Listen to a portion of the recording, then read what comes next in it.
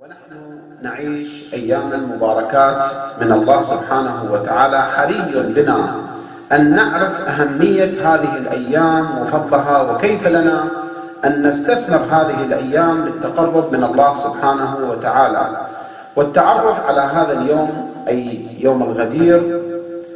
عن إمامنا الرضا عليه أفضل الصلاة والسلام قال: إنه ليوم الكمال، ويوم مرغمة الشيطان، ويوم تقبل أعمال الشيعة ومحبي آل محمد عليهم السلام، وهو اليوم الذي يعمد الله فيه إلى ما عمله المخالفون فيجعله هباء منثورا، وهو قوله تعالى: فجعلناه هباء منثورا.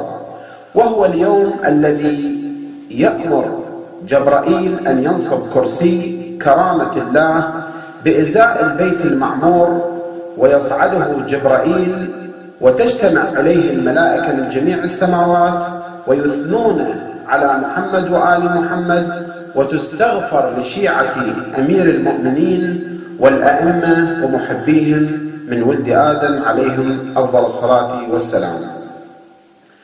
أيضا هذا اليوم هو اليوم الذي يأمر الله فيه الكرام الكاتبين أن يرفعوا القلم عن محبي أهل البيت عليهم السلام وشيعتهم 3 أيام من يوم الغدير، ولا يكتبون عليهم شيئا من خطاياهم كرامة لمحمد وآل محمد عليهم أفضل الصلاة والسلام. هذا اليوم يوم التبسم في وجوه الناس من أهل الإيمان، فمن تبسم في وجه أخيه يوم الغدير نظر الله إليه يوم القيامة بالرحمة، وقضى له 1000 حاجة، وبنى له قصرا في الجنة من درة بيضاء، ونظر وجهه.